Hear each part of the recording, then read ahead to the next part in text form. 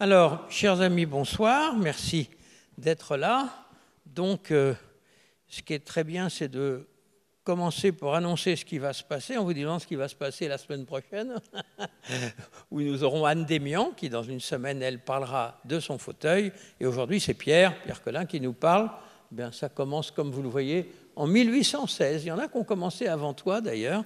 Et c'est une chose qui est formidable de voir ainsi nos consoeurs et confrères se plonger dans... Finalement, je suis certain que tu as découvert des choses dont tu n'avais pas la moindre idée. Énormément. Voilà. Et puis l'autre chose qui me réjouit depuis quelque temps, et c'est pas bien, ça prouve que j'ai un vilain fond, c'est que voir cet artiste que j'admire tant et qui est un homme tellement en plus adorable à connaître, de le voir absolument terrifié parce qu'il s'est mis sur le dos, autant il n'a aucun problème quand il est devant une feuille, autant ça l'impressionnait, mais tu vas voir, ça va se passer très très bien. On est ravis de t'avoir ici et on se réjouit de t'écouter. Tu as la parole, à ton tour.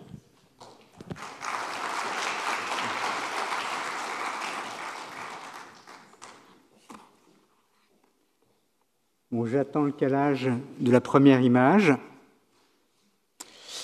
Alors, quelques mots pour vous expliquer la couverture de cette conférence. Très vite, j'ai choisi ces deux images. D'un côté, le portrait officiel de Napoléon, d'après Gérard, gravé au burin par Auguste Gaspard Desnoyers en 1808. De l'autre, le portrait de Corinne m'accompagne en 1983 dans sa cuisine à Barcelone. Planche gravée à l'eau forte et à la pointe sèche et qui ne sera achevée qu'en 2007. Entre les deux, 200 ans. Il s'agit de deux portraits aux fonctions bien distinctes. Un portrait officiel pour Desnoyers, commande de l'empereur. Un portrait intime pour moi, une commande que je me suis faite à moi-même. Il s'agit également de deux catégories de gravures. La première, celle de Desnoyers, c'est une gravure dite de reproduction et de gravure dite originale pour Corinne. Deux façons de graver également, le burin pour Desnoyers, l'eau forte et la pointe sèche pour moi. Comme je vous l'ai dit, 200 ans séparent ces deux gravures, mais elles ont en commun deux graveurs installés dans le même fauteuil, le fauteuil numéro 4 de la même section. Section aujourd'hui renommée gravure et dessin. Il y a aussi un aspect moins sérieux. Je ne vous cacherai pas que cela m'amusait de mettre Napoléon à côté de Corinne. Napoléon est ici chez lui, puisqu'il a installé et structuré cette institution. Corinne, elle est avec nous, bien vivante, ce soir, dans cet auditorium. Avec cette couverture, je mets aussi un peu de parité dans l'histoire de ce fauteuil où il n'y en a eu absolument aucune. Le fauteuil 4 de la section gravure a été créé en 1816. Depuis, 10 graveurs, que des hommes, s'y sont succédés jusqu'à la mort de mon prédécesseur, René Kilivic, en 2016. 200 ans, c'est aussi un tiers de l'histoire de l'image imprimée, de l'estampe en Europe. En effet, avec l'arrivée du papier, elle s'y est développée à partir des années 1400.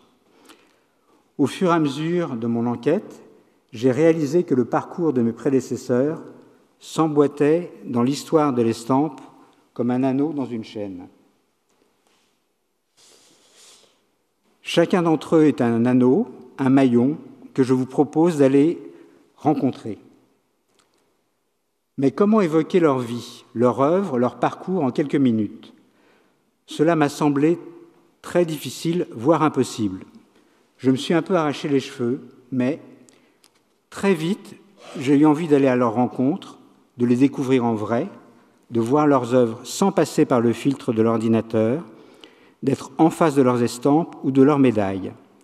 Ainsi, j'ai été à la calcographie, au cabinet des estampes de la Bibliothèque nationale, au musée d'Orsay et à la bibliothèque de l'Institut. Ma vision, c'est celle d'un graveur, pas d'un historien d'art. Elle est donc subjective, voire fantaisiste.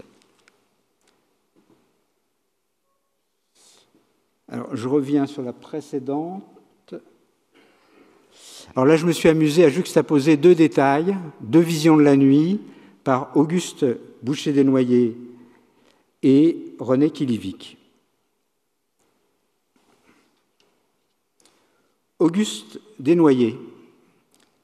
Bon, pour chacun de mes prédécesseurs, vous aurez sur l'image 2 un petit récapitulatif de leur parcours associé à ce diaporama. Donc, Desnoyers est élu le 21 mars 1816. Il a 37 ans. Il va rester 40 ans sur ce siège qu'il inaugure.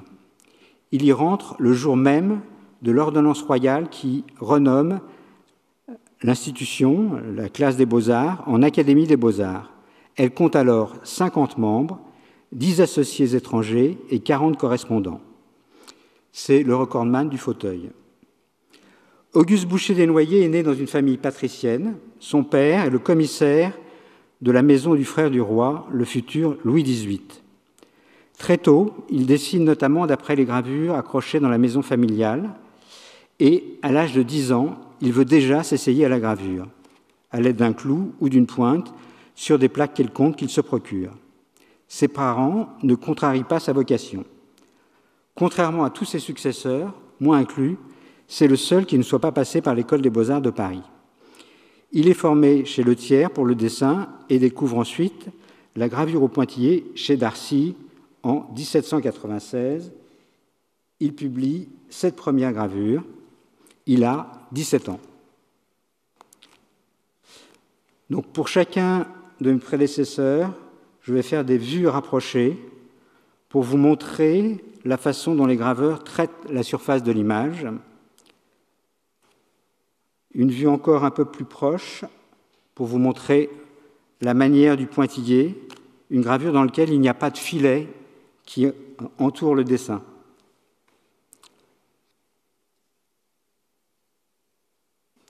Pour Desnoyers, j'ai bénéficié d'une longue biographie établie par le secrétaire perpétuel, le compositeur Halévy, le Laurent Petit-Girard de l'époque.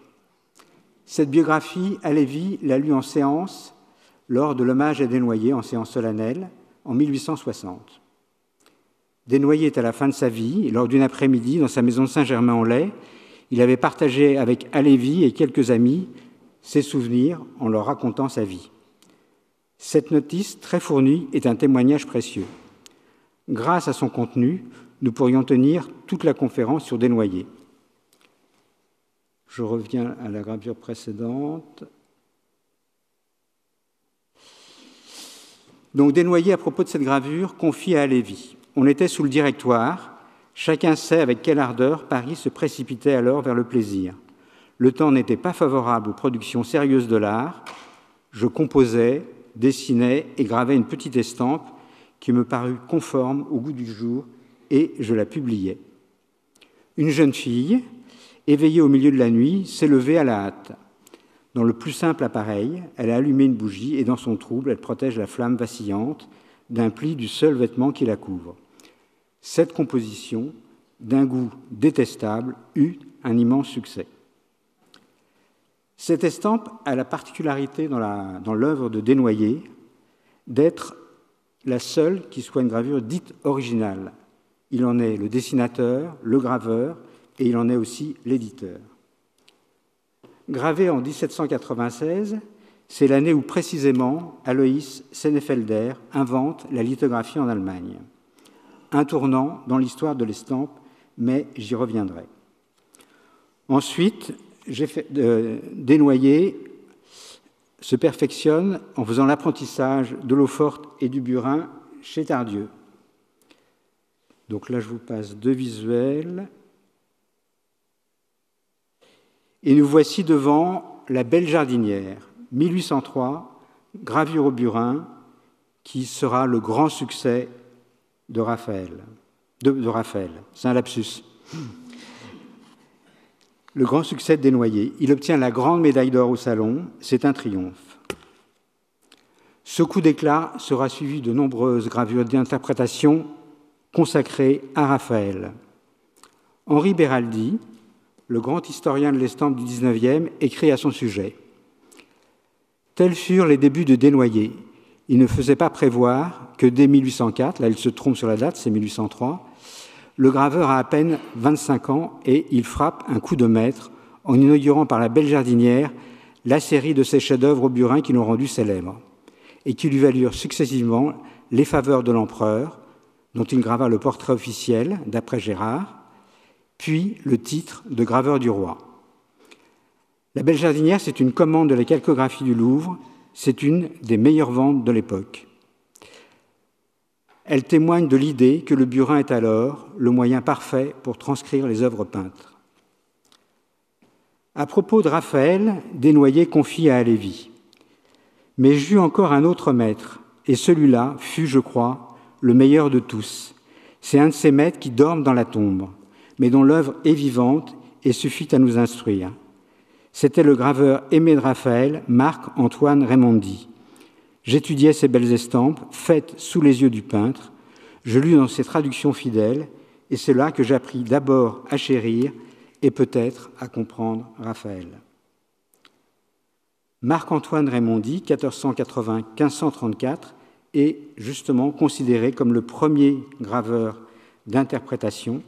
Il a copié Dürer dans un premier temps, puis interprété Raphaël et gravé à ses côtés. Il a largement contribué à le faire connaître par la diffusion de ses gravures.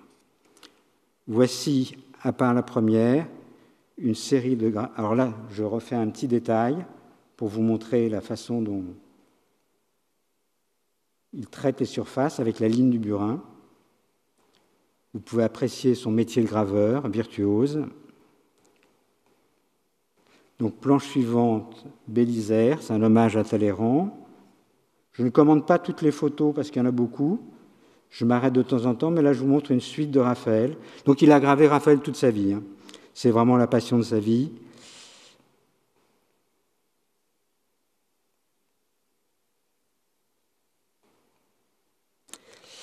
Un petit mot sur celle-ci. Donc, la date du diaporama est fausse, c'est de 1839.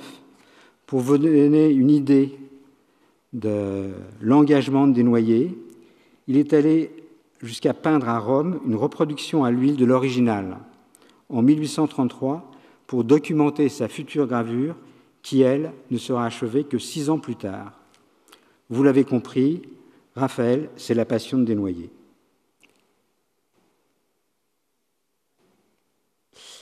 Portrait de Raymondi, dessin de Desnoyers, gravé par Leyner. Desnoyers a aussi gravé d'après Ingres, Poussin et de nombreux portraits d'après Gérard. Et là, on va retrouver Bonaparte. Ça, c'est une planche de 1804 d'après Robert Lefebvre et le portrait de Napoléon d'après François Gérard, tableau qui est, je crois, au château de Versailles. C'est un portrait que Napoléon attendait avec impatience. Et Napoléon pensait, en se rendant en 1808 au Salon, trouver son portrait enfin gravé par Desnoyers. Lorsqu'il rencontre ce dernier, il s'étonne de ne pas avoir vu la gravure accrochée. Desnoyers lui indique que la planche n'est pas tout à fait terminée. Napoléon lui rétorque : « Vous voyez cette Légion d'honneur dans ma main, elle était pour vous, et il la remet dans sa poche. » Bon, c'est un portrait d'apparat qui met bien le spectateur à distance. C'est à peu près l'inverse du portrait de Corinne. Desnoyers a beaucoup travaillé pour Napoléon et ses proches, mais là je vous montre juste une dernière gravure d'après Napoléon qui a la particularité d'être dessinée par Desnoyers mais gravée par Roger. Talleyrand. Vous voyez devant vous les premiers essais de Desnoyers en lithographie. Lors de sa venue à Paris, Sennefelder alla trouver Desnoyers pour lui proposer d'essayer la lithographie. Au cabinet des estampes, j'ai vu 3 essais qualifiés au crayon de gravure sur pierre. Selon Beraldi, Desnoyers ne fit que des essais médiocres, vite abandonnés. De son côté, Desnoyers parle de contours mous et d'une reproduction lourde. Bref, la lithographie pour Desnoyers sera un essai sans suite. Comme vous pouvez le constater, Desnoyers est situé à un tournant marquant de l'image imprimée. Avec l'avènement de la lithographie, qui va entraîner dans son sillage l'offset, l'imprimerie moderne. Il y a une rupture. Jusque-là, de 1400 à 1796, derrière chaque image imprimée, il y a un graveur. Pas de reproduction sans graveur. Ce privilège va progressivement s'étioler durant le XIXe siècle. Avec l'imprimerie moderne, le graveur n'est plus un maillon indispensable. Desnoyers sera aussi le spectateur d'une deuxième révolution, la photographie. Lorsque Niepce réalise sa première photo à Saint-Loup de Varennes en 1827, Desnoyers est titulaire de ce fauteuil depuis plus de 10 ans. Desnoyers assistera à l'arrivée et au déploiement de la photographie. Il existe même un petit portrait de lui âgé. Je ne pouvais pas le mettre parce que ce n'était pas un très bon fichier. Enfin, pour terminer, Desnoyers a été largement reconnu sous l'Empire. Il a été élevé au grade de baron par Louis XVIII, dont il était le premier graveur depuis 1927. Achille Martinet, donc c'est le deuxième graveur d'interprétation de la série. Là, vous voyez, son portrait est en photo, c'est fait dans l'atelier de Nadar. Alors pour Martinet, j'avais très peu d'éléments. J'ai vraiment eu peur, mais j'ai fini par trouver quelques bribes. C'est une carrière qu'on peut qualifier d'académique, bien remplie. Beaux-Arts de Paris, prix de Rome en 1830. La Villa Médicis est alors dirigée par Ingres. Ensuite, il sera professeur aux Beaux-Arts de Paris et 5 de ses élèves, dont son successeur Bertino, seront Grand Prix de Rome. Son frère Alphonse a été également graveur. Son prix de Rome, avec le détail du titre. Donc, la planche était éditée par la calcographie suite au prix de Rome et le nom du graveur était indiqué dans la planche. On se rend compte qu'être prix de Rome à l'époque, c'était quelque chose. Le prix de Rome pour les graveurs, il est biennal. Ça, c'est un envoi de Rome. La tradition, c'était d'envoyer une copie d'un maître, donc un autoportrait de Rembrandt. Beraldi, dans le catalogue des graveurs, le qualifie, je parle de Martinet, de buriniste des plus remarquables et très réputé. L'ensemble de son œuvre est à connaître, c'est d'ailleurs un des pôles de la gravure. La gravure pittoresque étant l'autre. Mais Martinet a donné sa mesure dans le portrait de Rembrandt d'après lui-même. La Vierge à l'œillet d'après Raphaël, le passage obligé. Enfin, je vais faire une pause sur la gravure suivante. Donc, c'est Marie dans le désert d'après Delaroche en 1850, et je vais vous faire un détail sur la tête où vous verrez le traitement que le graveur fait à la figure. Et je me suis arrêté sur ce petit détail. C'est totalement subjectif, mais c'est un petit lézard qui me plaisait dans la planche.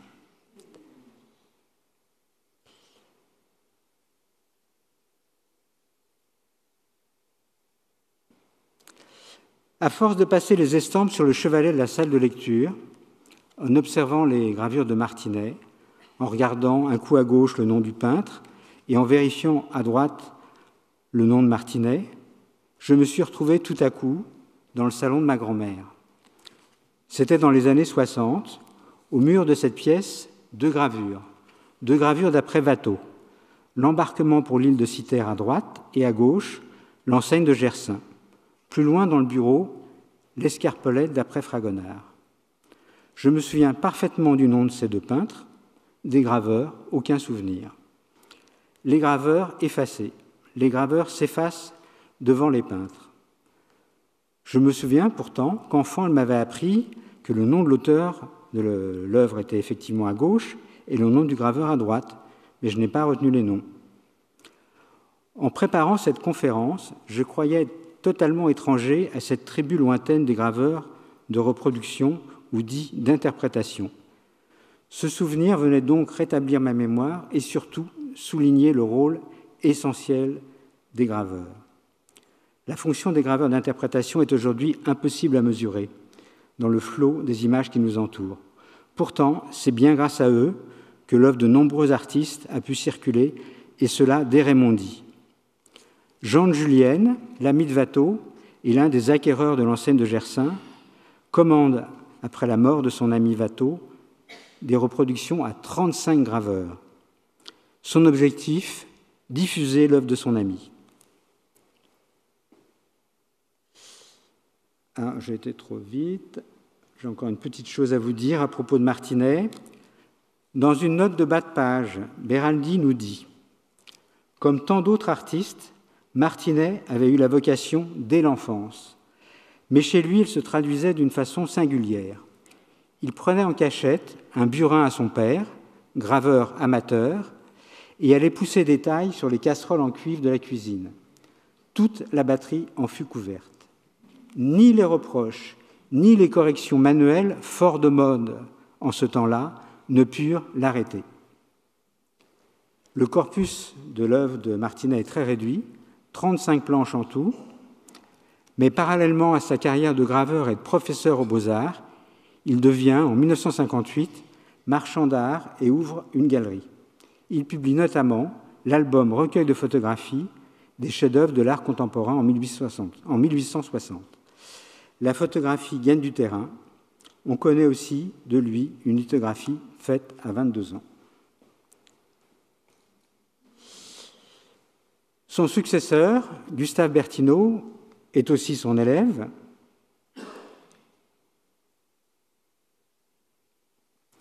Au début de mon enquête, comme pour Martinet, sur la liste de mes prédécesseurs, j'avais en face de son nom un grand point d'interrogation. En fouillant sur Internet, j'ai découvert que le musée de Louviers lui avait consacré une exposition durant l'été 2022. Le directeur, Cédric Pannevel, m'a gentiment envoyé le catalogue raisonné, j'étais sauvé. Dans sa préface, Cédric Pannevel évoque le rôle important, voire capital du graveur d'interprétation dans l'histoire de l'art, puisqu'il permet aux peintres de diffuser plus grandement leur travail. Il cite Nicolas Cochin, lequel dit des graveurs qu'ils sont des traducteurs qui font passer les beautés d'une langue riche dans une autre. En effet, les graveurs d'interprétation se livrent à un jeu savant, un changement de langue et d'outils, de la couleur au noir et blanc, du pinceau au burin. Enfant, Gustave Berthinaud a été sans doute victime de poliomyélite et en a gardé une infirmité. Ses aptitudes au dessin seront encouragées par ses parents qui voient, dans cette vocation artistique, une situation compatible avec son handicap. Comme Desnoyers, il dessine beaucoup, à partir de gravures anciennes, et en 1845, il rentre aux Beaux-Arts de Paris dans l'atelier d'Achille Martinet. Il reçoit le Grand Prix de Rome en 1850. De lui, on peut dire que c'est vraiment un virtuose du burin. Ça, c'est l'épreuve du Prix de Rome. Le premier envoi de Rome, donc c'est une gravure qu'il envoie à son ancien professeur Martinet, lequel lui répond. Le 11 avril 1851, « Cet ouvrage, si vous le finissez comme il est commencé, ce dont je ne doute pas, sera fort remarquable et remarqué. Bravo, bravo, mon brave Gustave. » Autre détail, apprécier l'art du graveur, le traitement des surfaces.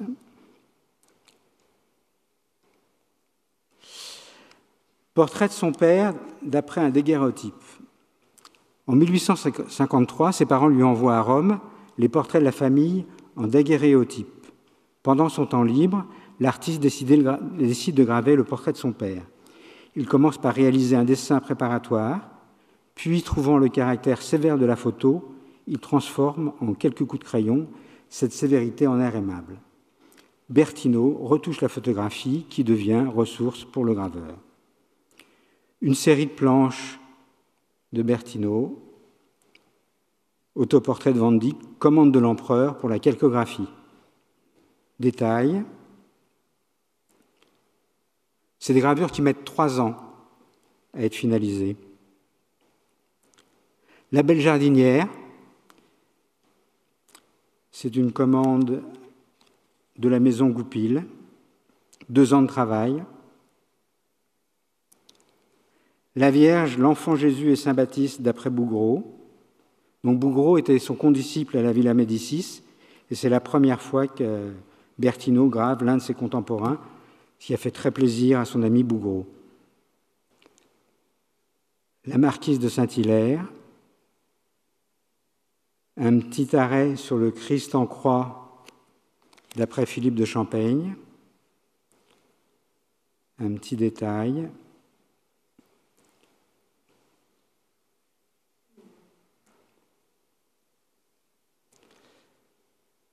Un hommage à son maître, commande de la famille Martinet.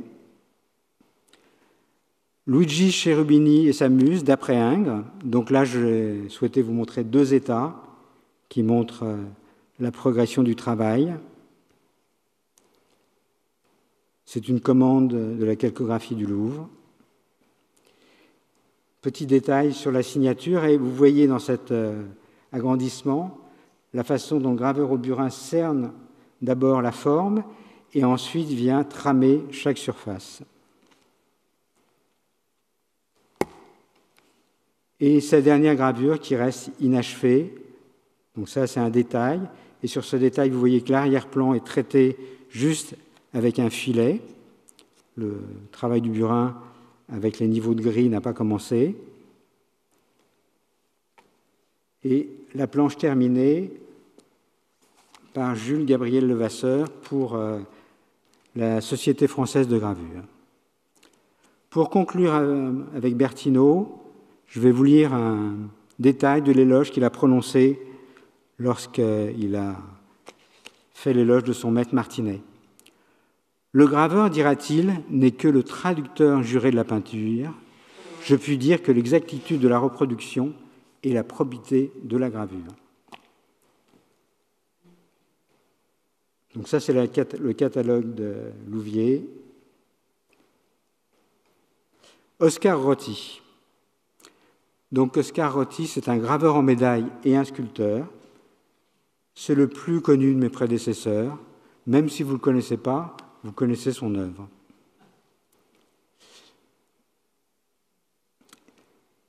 Donc, son œuvre, vous l'avez dans votre poche. 20, 30 et 10 centimes d'euros, gravure de Rotti, modernisée par Joriot. Mais il a été longtemps, ça c'est un très joli autoportrait, une plaque pour la maison Christophe, et la maquette de la fameuse semeuse qui appartient au musée d'Orsay. Donc au départ, il y a un premier projet, c'est en 1881, pour un timbre-poste pour la République d'Haïti. Puis, il fait ce projet pour le ministère de l'Agriculture en 1887. Mais finalement, il se désiste pour cette commande, pour son maître Ponce Carme, qui lui obtiendra la commande. Donc le projet est resté dans les tiroirs pendant 10 ans, jusqu'à la commande par le ministre des Finances en 1897 de nouvelles pièces. Dès sa mise en circulation, cette pièce connaît un succès immédiat.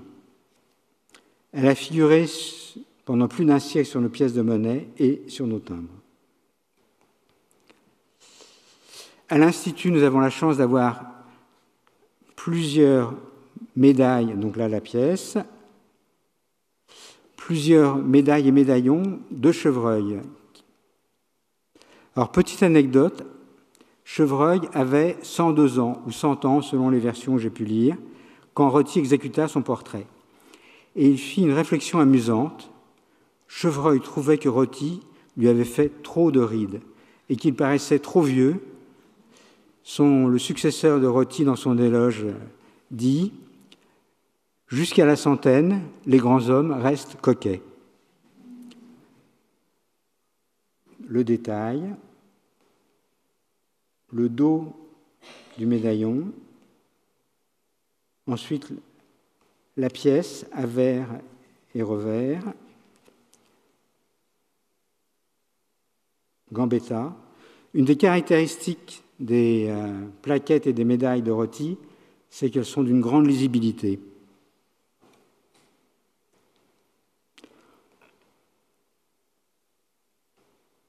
Chez Rotti, on peut noter l'influence de Millet, Une proximité aussi avec l'Art nouveau, en particulier pour les drapés et agencements floraux.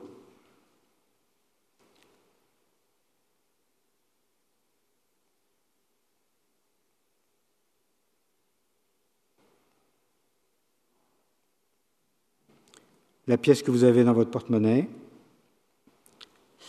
Après sa mort, son fils, Georges Roty, a créé un musée à Jargeau dans le Loiret.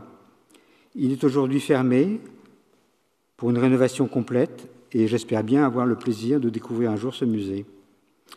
En 1892, Roty, qui avait l'air d'être un homme bon et sympathique, fonde la Fraternité des artistes pour venir en aide aux orphelins des artistes. Il a réalisé en tout 180 plaquettes et médailles, mais il est aussi l'auteur de quelques sculptures, dont ces deux allégories, pour l'allégorie de la peinture et de la musique sur la façade de l'Hôtel de Ville de Paris, côté rue Lobau. Frédéric Laguillermy.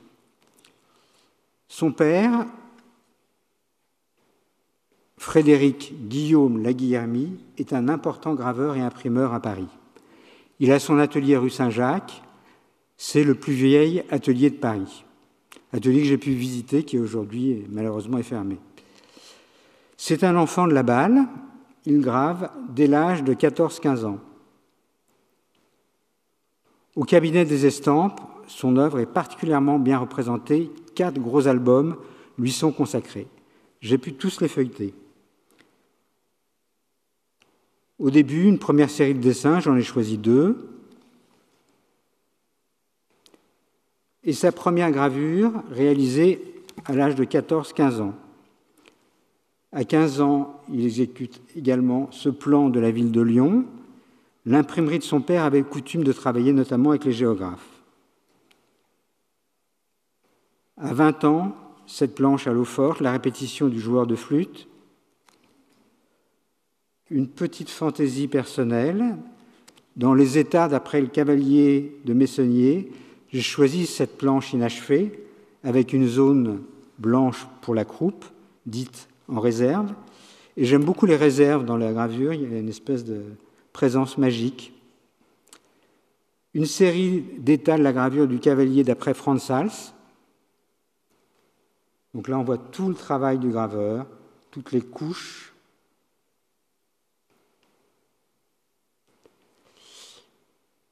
Et puis, la surprise de la journée, dans ma journée au cabinet des estampes, un petit détail dans cette planche.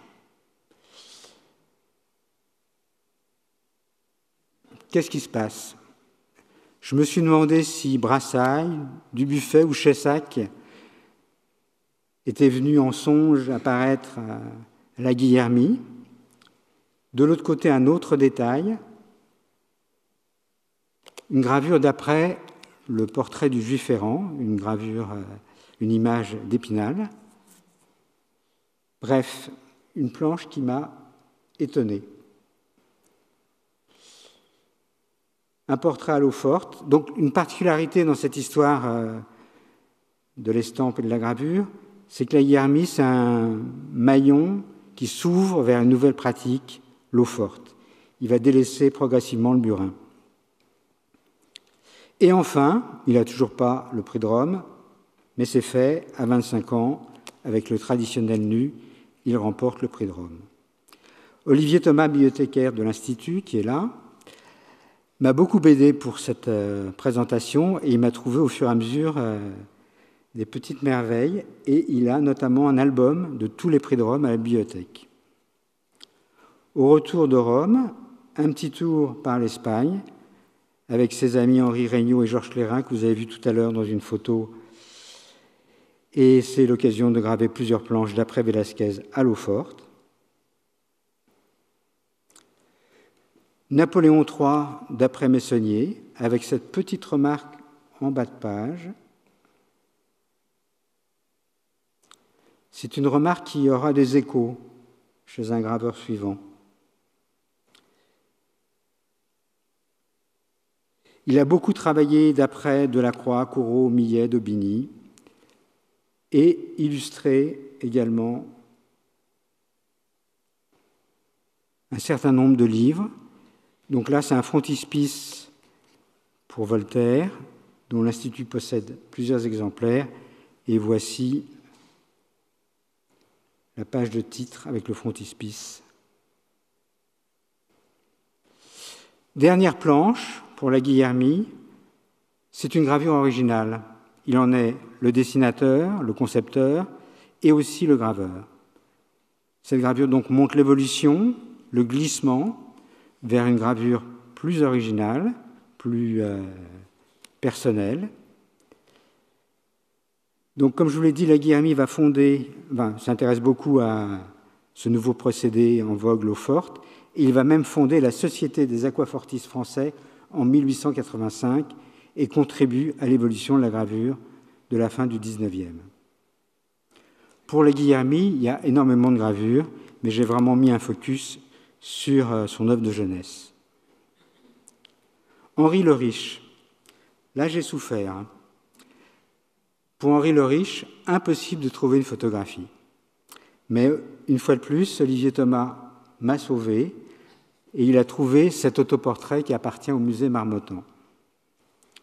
Donc c'est un autoportrait en académicien réalisé en 1942, légué par sa fille au musée Marmottan. Là, vous avez une petite reproduction que j'ai trouvée sur Internet et que j'ai achetée d'après le tableau. Une reproduction gravée. Donc il fait les Beaux-Arts à Grenoble, puis à Paris. Il a le prix de Rome et c'est un artiste voyageur. Il voyage beaucoup en Asie et au Moyen-Orient. La planche qui m'a frappé à la Bibliothèque nationale, Le mendiant chinois, 1911. Nouveau cap, c'est une gravure entièrement réalisée à la pointe sèche. La pointe sèche, c'est une technique très pratiquée dans les années 1900 et même avant par Marie Cassatt, Helleu ou même Rodin qui a réalisé un certain nombre de chefs-d'œuvre à la pointe sèche. Et je trouve que ce mendiant chinois a une petite allure de Pierre Bonnard. Deux choses m'ont frappé dans cette planche. Petit détail, l'incroyable liberté du geste. C'est gravé à la pointe sèche avec beaucoup de lâcher-prise. On est bien loin de la maîtrise virtuose et scrupuleuse du burin. Le Riche griffe le cuivre avec une pointe comme s'il dessinait avec une plume sur du papier. Les effets de la pointe sèche avec la barbe en plus. Les détails de l'arrière-plan sont brossés à la roulette, ce qui donne ce petit gris légèrement estompé. C'est gravé comme un croquis, simple, spontané. Rien à voir avec ses prédécesseurs. Petite curiosité dans la même planche, ce petit bonhomme qui se balade en bas. J'avoue que ça m'a surpris. Ça m'a fait penser au petit Napoléon III, le cavalier de tout à l'heure. Malheureusement, une seule planche à la BN. Sur Gallica, j'ai vu qu'il y avait 2 livres, dont cette série, Le fumeur d'opium. Je vous passe quelques pages.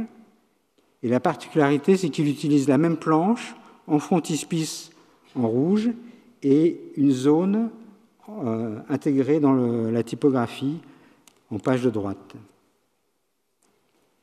Et vous voyez, en bas de la page de gauche, on retrouve une petite remarque. C'est très récurrent chez lui. Idem.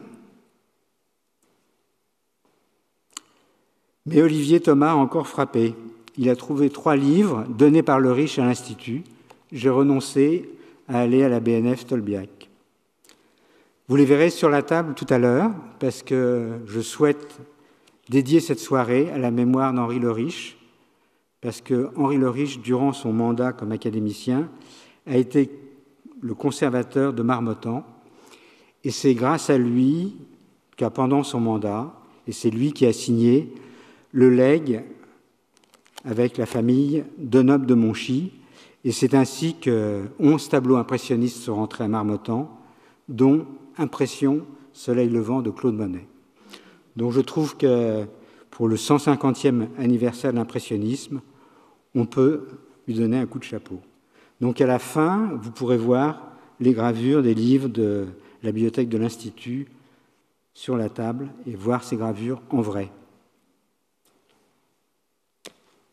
Donc là, je vais vous passer une série de planches, mais vous pourrez les voir tout à l'heure. Donc on va vite parce qu'il faut que je respecte le timing.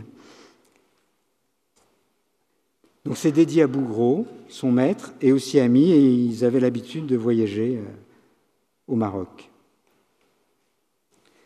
Donc vous verrez d'une manière très récurrente la remarque marginale apparaître sur un certain nombre de planches. Je fais quelques détails.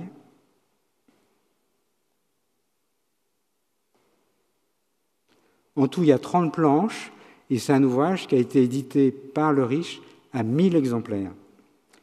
Donc, cette planche-là, je la trouvais vraiment intéressante pour deux détails. L'arrière-plan, qui est esquissé à la pointe sèche très librement, et sous la femme assise, cette petite ruelle. Une image dans une image. Un jeu d'échelle aussi.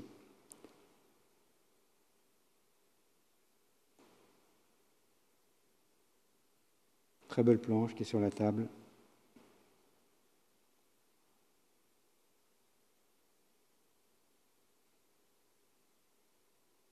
Il a aussi fait quelques gravures en couleur. Et cet important ouvrage, où il y a 200 planches, qui est également sur la table, toujours gravé à la pointe sèche. Et vous voyez, il a vraiment un trait très fluide, c'est très libre.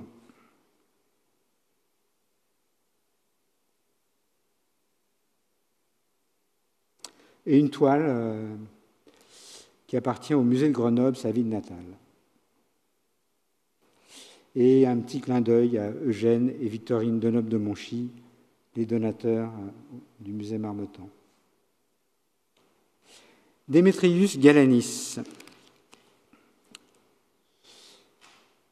Démétrius Galanis s'est fait connaître très jeune en publiant ses caricatures à Athènes dans plusieurs journaux. Il a 16 ans.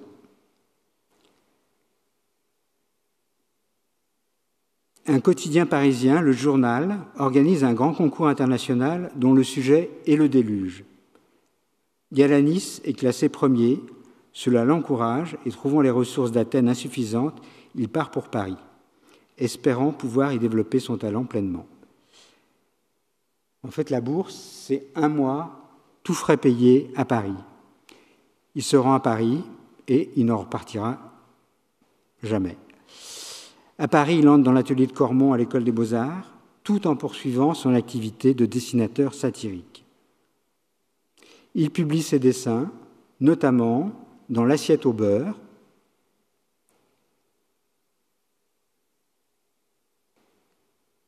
mais également dans Le Cri de Paris. Il collaborera avec beaucoup de revues satiriques, telles que Gil Blas, Le Rire, Le Canard sauvage, Simplicissimus. Et il fréquente toute l'intelligentsia parisienne. En 1912, il expose avec les cubistes de la section d'or. C'est un graveur et un peintre.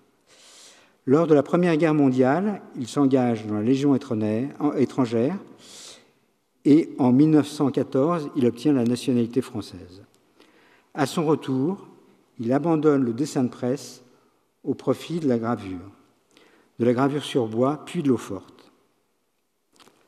Cette gravure, le Palais des Papes à Avignon, a la particularité d'être gravée avec un outil que l'on qualifie de vélo. En fait, c'est un burin à plusieurs lignes qui trace des traits parallèles dans le bois. À propos de cette planche, Marcel Arlan, son ami, nous dit « Je revois une gravure que Galanis composa pendant la guerre à Avignon. Entre des murs immenses, une centaine de soldats sont assis sur le sol. Ils apparaissent écrasés par ces murailles, par l'ombre qu'elles alourdissent sur eux et par leur destin. Le caractère de lourde fatalité qui s'échappe de cette gravure, Galanis a su depuis l'envelopper de lumière et de tendresse.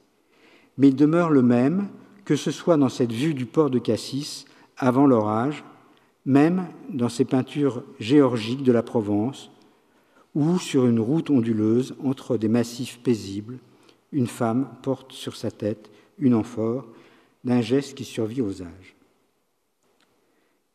Si donc il me faut pour conclure résumer brièvement les motifs qui me font tenir en très haute estime l'œuvre de Galanis, je le louerai d'avoir su donner à la puissance l'aspect de la douceur. Je le louerai encore de se tenir éloigné des modes, d'accomplir son ouvrage avec une science patiente, comme le faisaient ces primitifs Italiens, de qui on peut le rapprocher. Il ne s'est inspiré de bornes que pour s'exprimer plus vigoureusement. Son œuvre est un effort sans cesse plus grand et plus fructueux vers la pureté. Galanis rencontre en 1919 André Malraux, avec lequel il tissera également une longue amitié. Dans la préface du catalogue de sa première exposition personnelle à la Galerie Licorne, André Malraux décrit le travail de Galanis comme capable de provoquer des émotions comparables à celles de Giotto. Quelques planches. Donc, c'est un graveur qui expérimente toutes sortes de techniques. Là, c'est une gravure à l'eau forte, avec la technique dite du sucre. La toilette, un bois de 1925, avec la technique du vélo. Deux planches traitant du même sujet, l'une gravée au burin, l'autre en bois. Nature morte au pichet, qui pourrait se rapprocher d'un Derain. Le port de Marseille. Donc, ce n'est pas une aquatinte, il y a une erreur dans la légende, c'est un bois. Paysage à l'arc-en-ciel.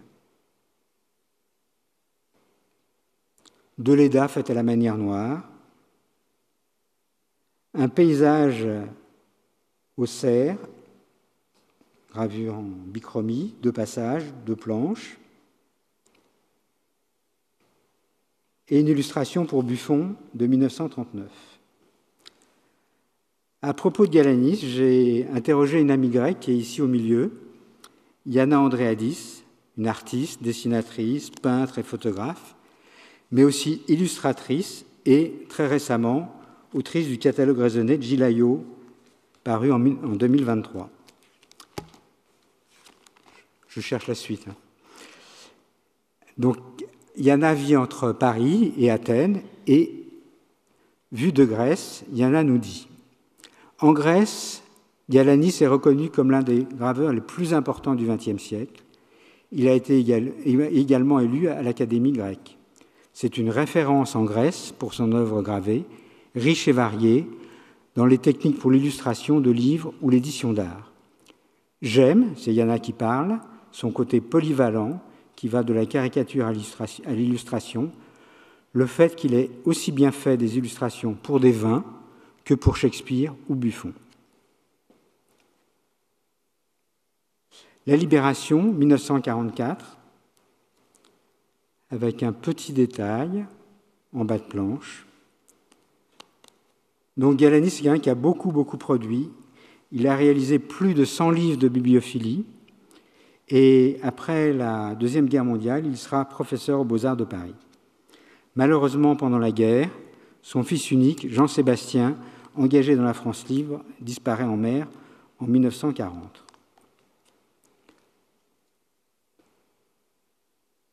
Alors là, c'est quelques livres qui appartiennent à Corinne. Donc je les ai mis là. Voilà. Et en fait, il y en avait à la maison. Et c'est une petite collection qui s'appelle Une œuvre, un portrait, où à chaque fois, il y a un graveur, un artiste qui accompagne un texte. Et là, par exemple, je vois qu'il y en a un avec Picasso. Il y a deux Sonzac avec Paul Claudel. Très jolie collection. Pierre-Eugène Clérin. Donc là, c'est le portrait de Marcel Arlan, toujours par Galanis. Pierre-Eugène Clérin, son successeur. C'est le neveu du peintre Georges Clérin, le peintre de Sarah Bernard, auteur du plafond de l'Opéra. Une formation en 2 temps pour Pierre-Eugène Clérin, l'atelier de Fernand Cormon avant la guerre, guerre où il s'illustre comme aviateur, croix de guerre, médaille militaire et légion d'honneur.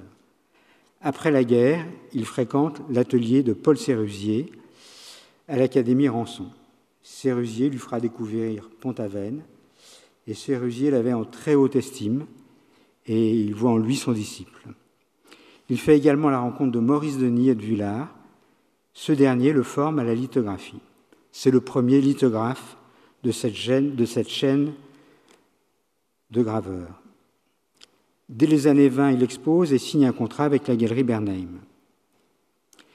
Il a longtemps travaillé à Pont-Aven dans l'atelier de Paul Gauguin.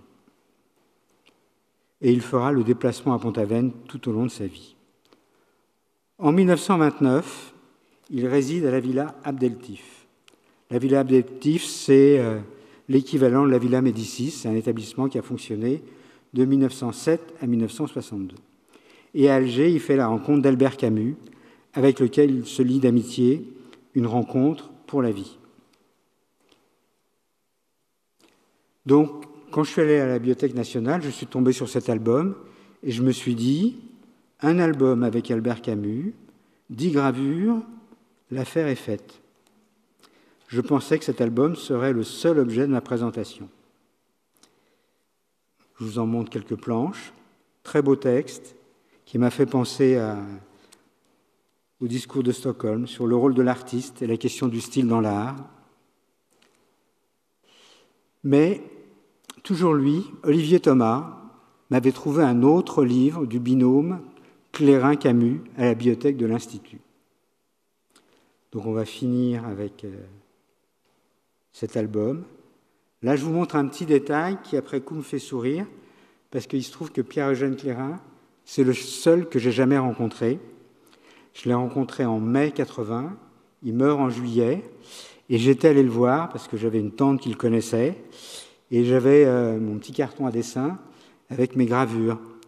Et donc je lui montre ça fébrilement, et il m'a dit « Vous êtes artiste, mais c'est pas très orthodoxe comme gravure. » Donc je trouve que lui, il n'est pas si orthodoxe que ça, quand je vois ce détail. Et ce que j'ai compris après, c'est que les graveurs qui étaient juste avant moi, c'était des graveurs virtuoses, et notamment des burinistes.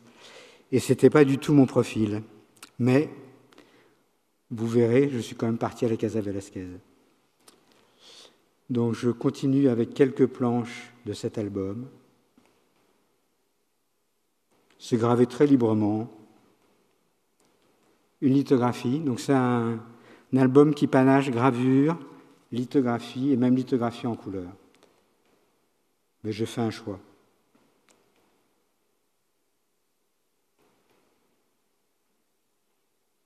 C'est un très bon peintre également. Mais là, ce n'était pas possible de ne pas vous montrer le Noce que m'avait trouvé Olivier Thomas. C'est un très très beau livre. C'est des planches gravées sur bois. On a l'impression que c'est de l'aquarelle. Il a beaucoup exploité la fibre du bois. Et je vous passe... c'est d'une fraîcheur, on a l'impression que ça a été fait hier.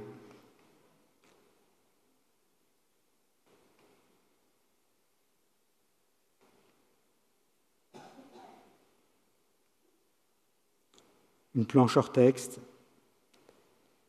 tirée à part, et ce qu'on appelle les suites. Là, on voit bien le travail avec la fibre. Parfois, il y a la fibre qui est en format horizontal et vertical, par exemple là dans le pull rouge du personnage, à gauche. Et la dernière planche, avec toujours mon goût pour les détails.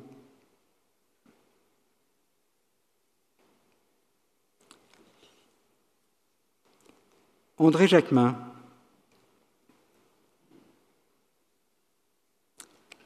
André Jacquemin, bon, je connaissais ses gravures. J'ai même vu sa dernière exposition à la galerie Sagot-Le Garec en 2016. C'est un graveur prolifique. Par rapport à Martinet, il a juste fait 1437 gravures. Martinet en avait fait 35. À 14 ans, il est alité suite à un accident et commence à dessiner, à copier des choses. On lui apporte une estampe, le martyr de Saint-Sébastien d'un certain Marc-Antoine Raymondy, encore lui. Il y travaille durant un mois. Au vu du résultat, son entourage déclare qu'il sera graveur. Il sera graveur comme deux de ses lointains ancêtres, graveur du duc de Lorraine au XVIe siècle.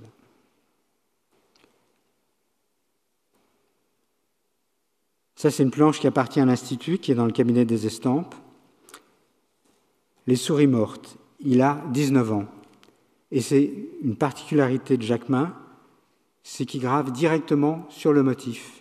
Dans son catalogue raisonné, on peut recenser un nombre de planches important où à chaque fois c'est marqué gravure directe. C'est-à-dire qu'il n'y a pas un dessin, il a sa planche dans son sac et il dessine directement devant son sujet. Un gros plan pour vous donner un effet de la matière de la pointe sèche.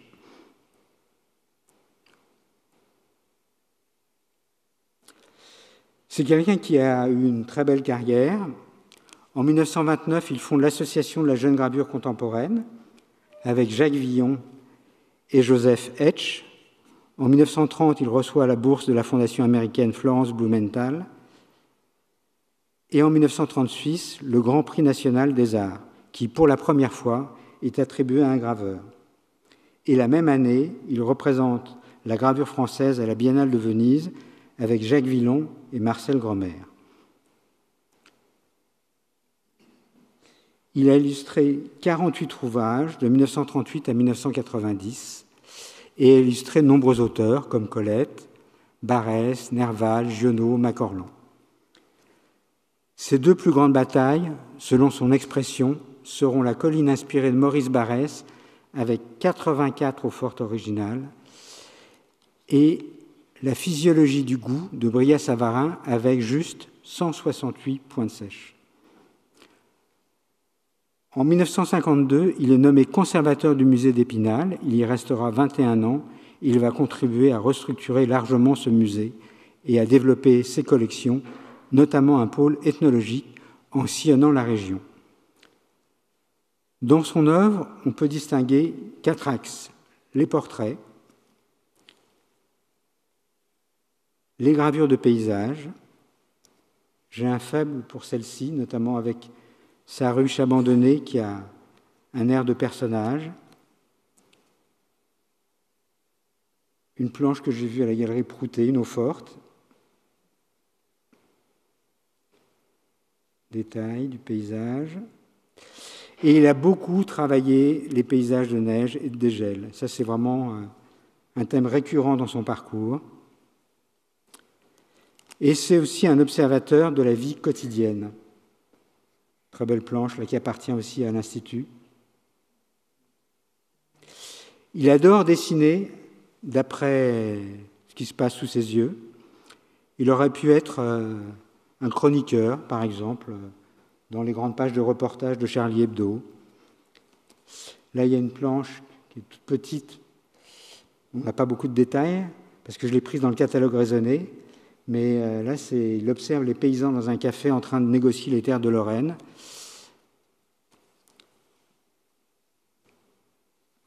Les gens dans le train, ça c'est pour faire plaisir à Emmanuel Guibert, mon confrère qui adore dessiner les gens dans le train.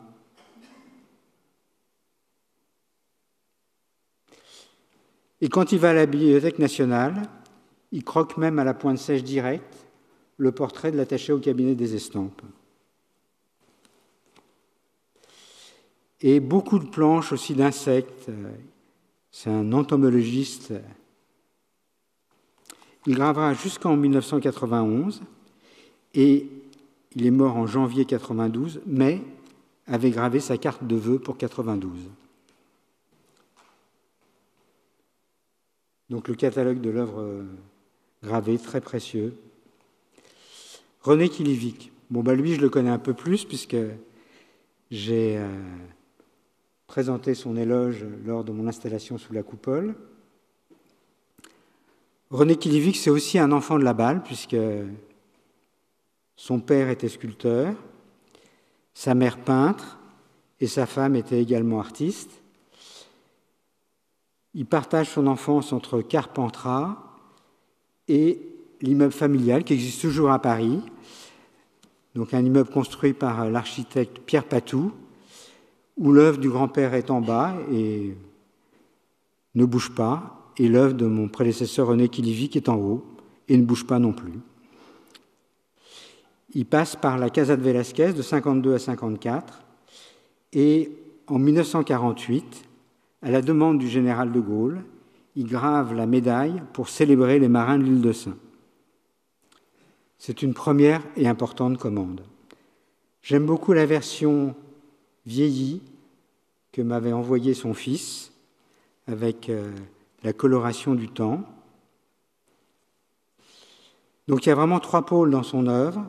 La médaille, avec la particularité de celle-ci, qui qualifie de médaille double, puisqu'en fait le moule du sujet qui est à gauche est intégré à la médaille.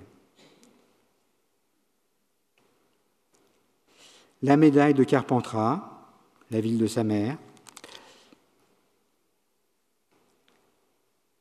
C'est aussi un sculpteur, donc il a fait quelques sculptures autonomes. Et à partir des années 70, il va se consacrer à la gravure sur timbre. Il va en réaliser 250.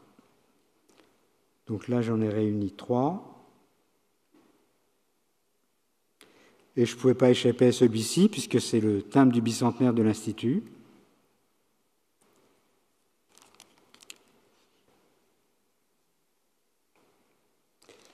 Une grande décoration qu'il a faite dans les années 60 pour la garde républicaine.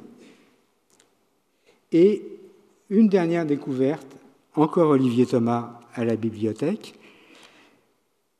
J'ai jamais réussi, par la famille, à voir les gravures de René Quilivy. Mais grâce à Olivier Thomas, 2 petits livres que René Quilivy avait donnés à l'Institut, 2 petits livres dans lesquels il met en scène ses poèmes.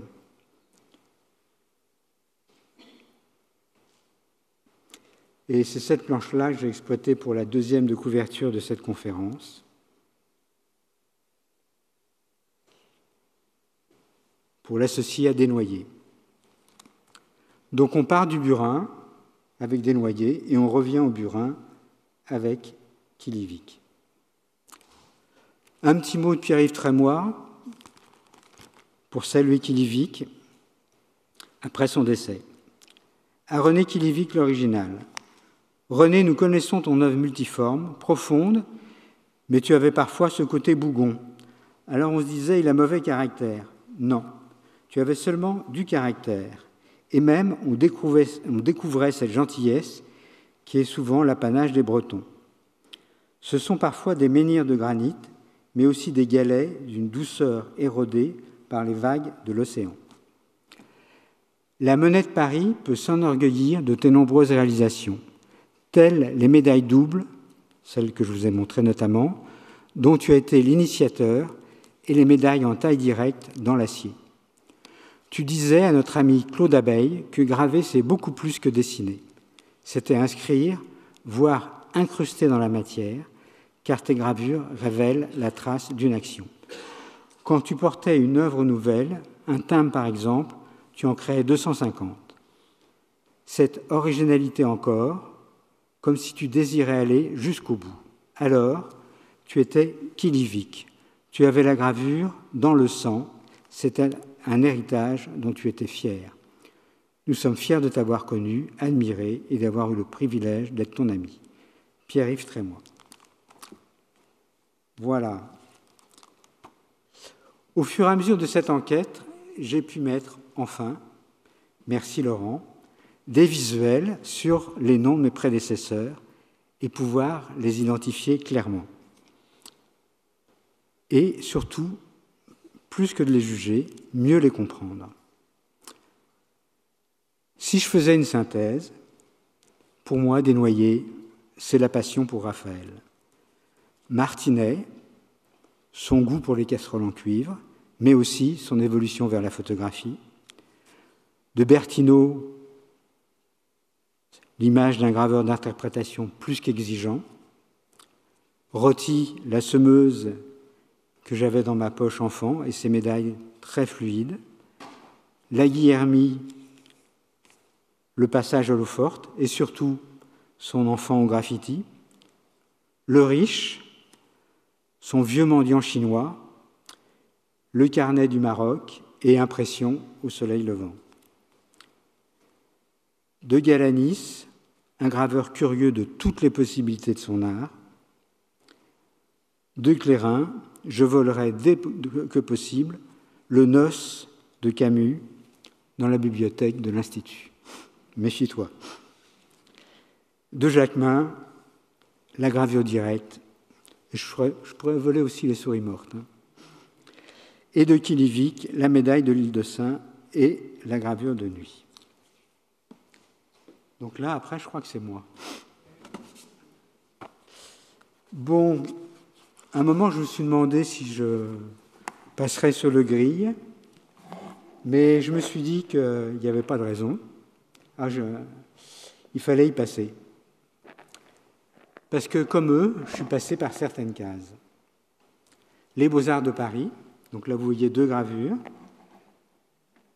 Celle de gauche, le reflet dans la fenêtre, c'est 1979. Et donc, c'est un reflet dans l'atelier de peinture.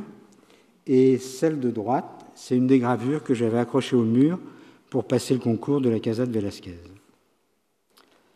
Comme mes prédécesseurs, donc je suis passé par les Beaux-Arts de Paris, la Casa de Velázquez, et j'ai également enseigné aux Beaux-Arts 30 ans dans le nord de la France et en Bretagne.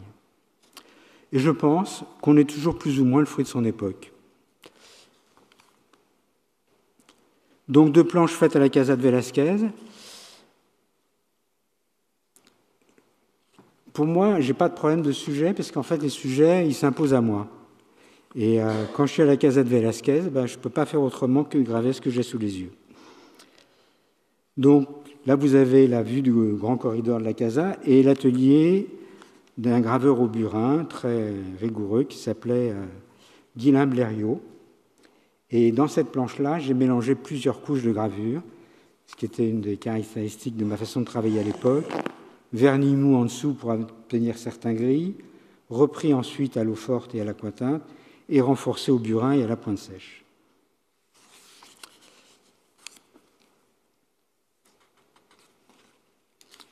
J'aimais beaucoup à cette époque travailler les lieux comme des boîtes dans lesquelles on se déplace, avec parfois un petit personnage qui apparaît.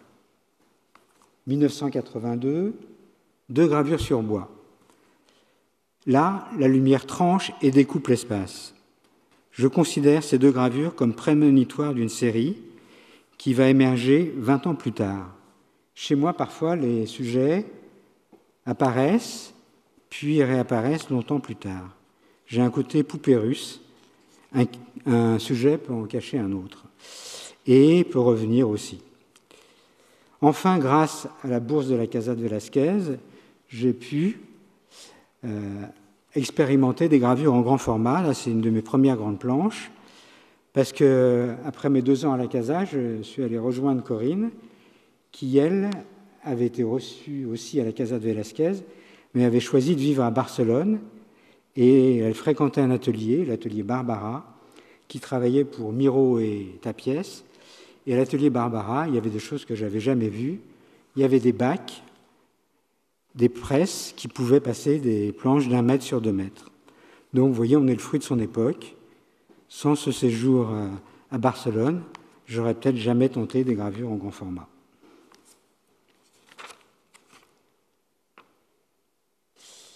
Deux planches. Alors là, l'espace s'est beaucoup mis à basculer et une des particularités de mon travail, c'est que de temps en temps, il faut absolument que je m'incluse au premier plan pour montrer que quand on dessine, on est aussi avec sa main dessinant au premier plan.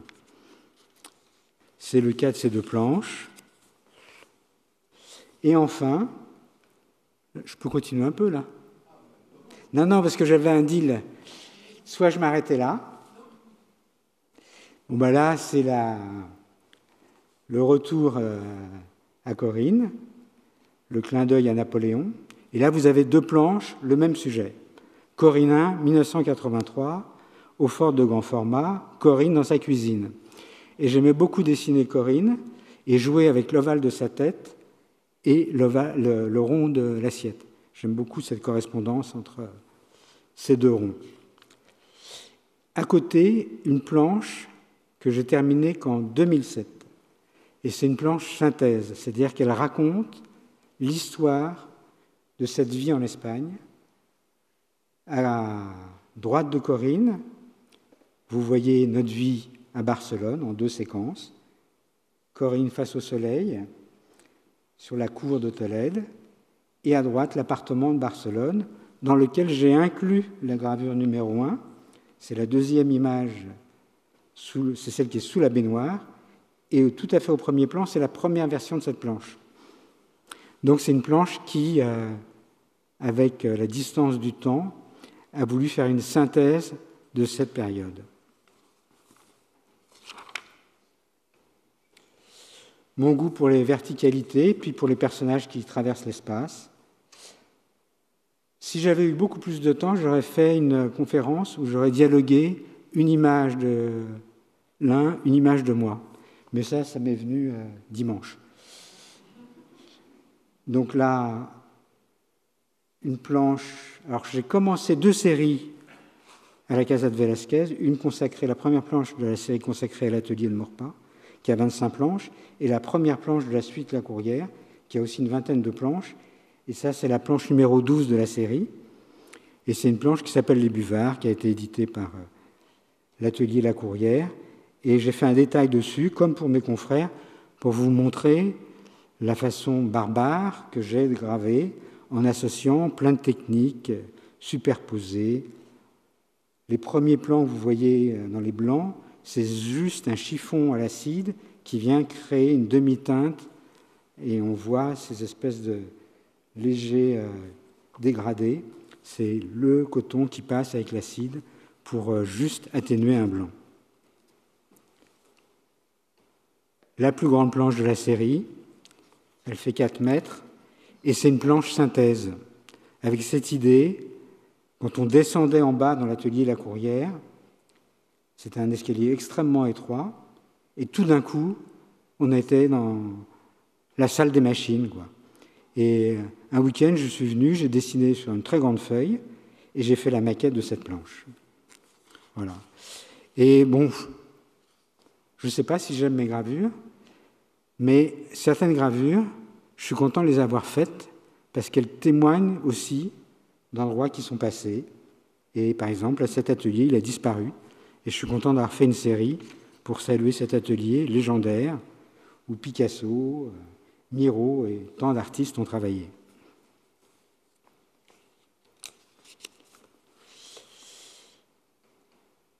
Un petit détail. Donc vous voyez, en fait, c'est travailler au pinceau. À cette échelle-là, on change d'outil.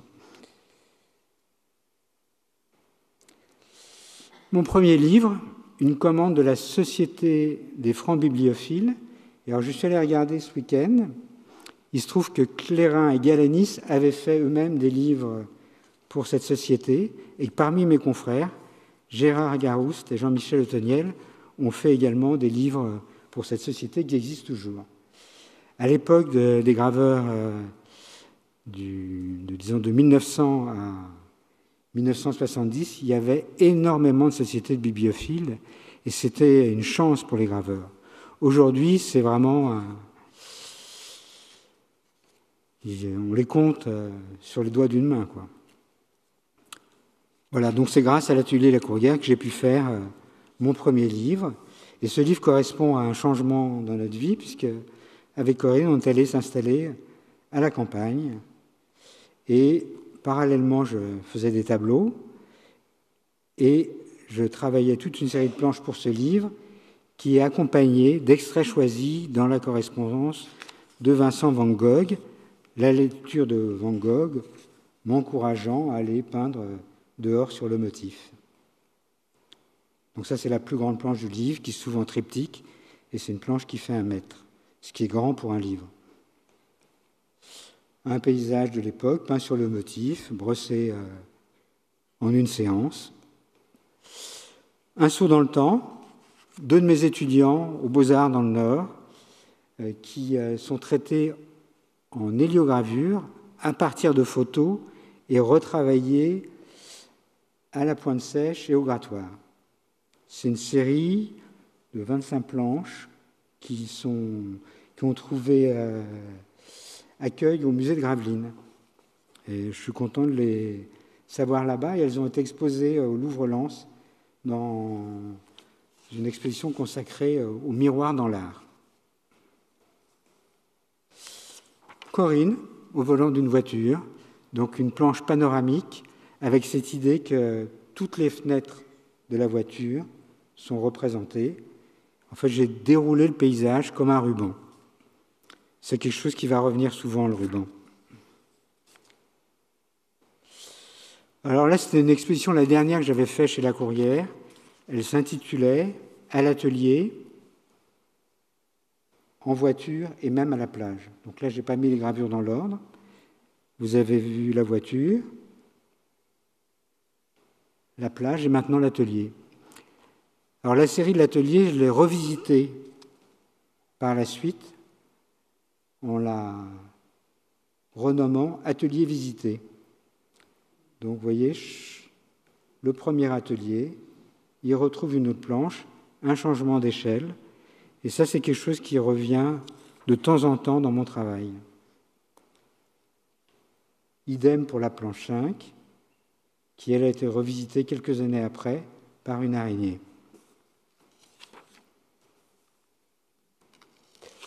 Un autre livre, mais cette fois-ci c'est un livre que j'ai fait moi-même. Quand on ne trouve pas d'éditeur, il faut faire les choses soi-même.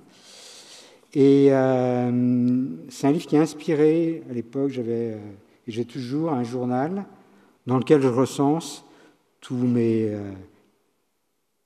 chocs visuels, mes vertiges ordinaires, enfin, tout ce qui m'a frappé dans une semaine, une journée. Et j'avais fait à partir de ce journal des peintures, des monotypes, mais le point de départ, c'est les peintures. Et je voulais, il y avait une vingtaine de peintures, faire un objet qui réunisse les peintures, le dessin préparatoire. Donc j'ai fait cet album et j'ai racheté les droits avec les ayants droit de Pérec d'un texte qui s'appelle L'Infraordinaire, que j'ai associé à ce livre. Voilà, donc là c'est le premier croquis, et vous verrez que dans ce premier croquis, le nu, il était prévu à droite. Ce livre en a entraîné un autre, qui s'appelle Recettes estivales, et cette fois-ci, c'est un dialogue avec Swift. Là, c'est une frise où il y a toujours un dialogue entre des ronds, des assiettes, des tasses à café et des baigneurs à la plage. Un tirage du deuxième état en série.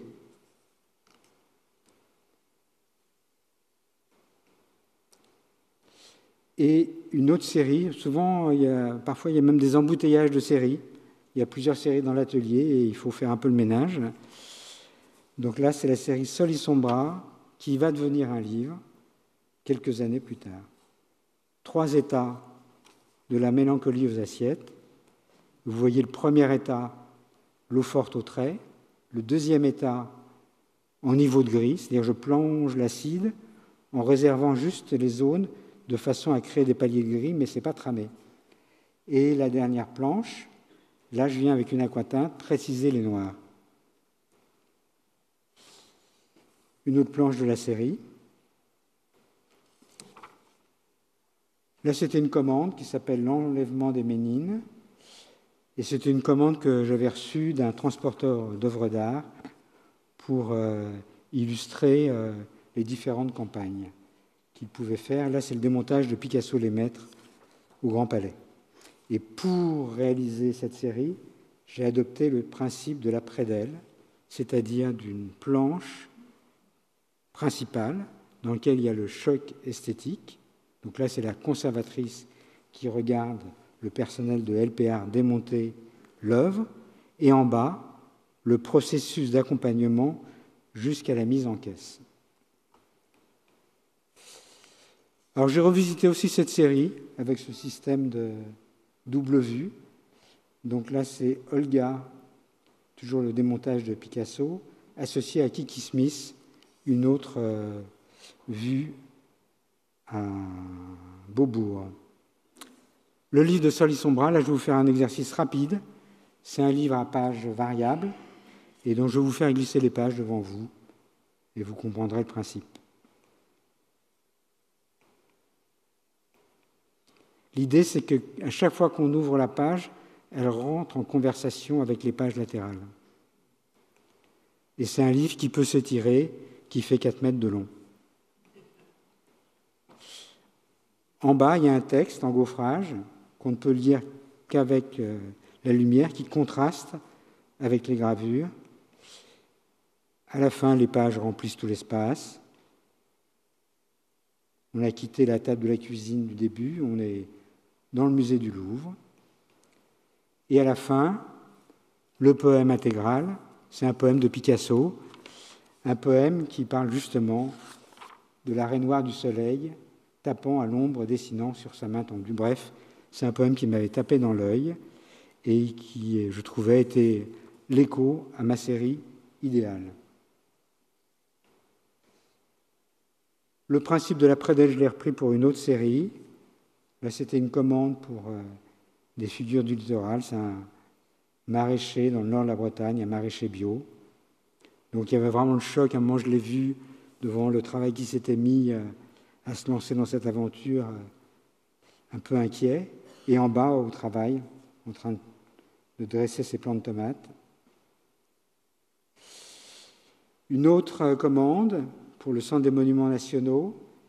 Et là, c'est l'histoire d'un matin de décembre. À gauche, je suis dans le monument et tout d'un coup, il y a le premier visiteur qui arrive et je constate que son ombre est parfaitement dans l'axe du monument. Coup de chance, à cette époque-là, il faisait beau en Bretagne. Avec la complicité de la directrice du monument, je reviens le lendemain plus tôt. Elle se met dans l'ouverture de la porte et je vérifie que c'est parfaitement dans l'axe au lever du soleil. Et je prends sa place, c'est l'image du milieu, et donc c'est un champ contre champ. Un grand polyptyque peint sur le motif. Donc vous voyez, mon goût du ruban n'est pas terminé. Donc là, c'est 4 états de marée du même paysage. Une autre série faite au musée de Trouville, sur les toits du musée. Toujours le principe de la frise qui ne me lâche pas. Et là, une expérience qui va entraîner la suivante. Pour la première fois, j'ai joué, mais non pas avec une deuxième planche, mais avec le fantôme de l'image de la deuxième planche. C'est-à-dire qu'après le tirage, il reste de l'encre sur la planche et ça fait un demi-ton. Et parfois, je fais plusieurs tirages jusqu'à obtenir un gris extrêmement léger qui donne le souvenir de l'image plutôt que l'image. Et c'est un principe que j'ai repris pour une série qui a servi de carte de vœux pour l'Académie et dont je vous fais 2 détails. Donc c'est une série, c'est 6 stations, c'est une marche dans le paysage, donc il y a 6 points de vue, mais à chaque point de vue, j'associe le souvenir du précédent, ou, dans la planche suivante, le souvenir de la première planche et de la 4e. C'est presque fini, donc là c'est en cours, c'est une petite frise brossée à la hâte de passant, fait en vitesse avec mon appareil photo, repris en dessin. Et si je n'avais pas fait cette conférence, cette série serait peut-être finie, Laurent. Et là, j'ai juste fait une petite maquette en petit format pour voir ce que ça pourrait donner. Voilà, je vous remercie, mais j'ai encore 2 petits trucs à dire. Je voulais saluer la mémoire de Louis-René Berge qui a institué ce cabinet d'estampes extrêmement précieux pour celle ou celui qui fera dans 200 ans une conférence avec 25 prédécesseurs ou prédécesseurs, comment on dit ? Parce que maintenant nous avons aussi des femmes parmi nous. Aujourd'hui, notre section s'est élargie. Elle s'appelle Gravure-Dessin. 10 membres, 5 membres et 5 correspondants que je salue parce que certains sont là ce soir. Voilà, alors donc tous mes remerciements vont à Olivier Thomas, qui m'a beaucoup aidé, mais aussi à Emmanuel Pernoud, qui m'a beaucoup aidé, notamment sur le rôle du graveur d'interprétation. J'ai beaucoup apprécié son travail sur Jacques Villon, qui a consacré 10 ans de sa vie, et tu m'as beaucoup fait réfléchir. Et ça m'a permis de reconsidérer les graveurs d'interprétation du 19e. Je remercie aussi les conservatrices du cabinet des estampes, Valérie Sœur-Hermel, Céline Chicha-Castex, Cédric Panvel qui m'a sauvé la vie pour Bertino, et aussi les galeries Prouté, Sago, Le Garec qui m'ont accueilli gentiment. Yana Andréadis pour son commentaire pour avoir une vision grecque de Galanis, et Maxime Bugeaud, chargé de mission pour cette série d'hommages à nos prédécesseurs. Voilà, merci.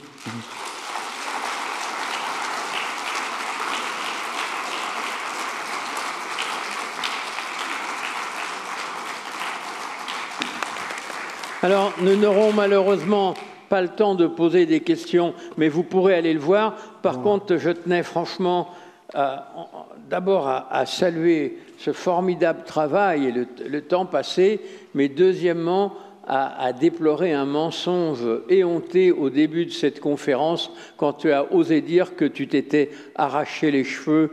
Qui peut croire cela? Merci beaucoup. J'en ai plus.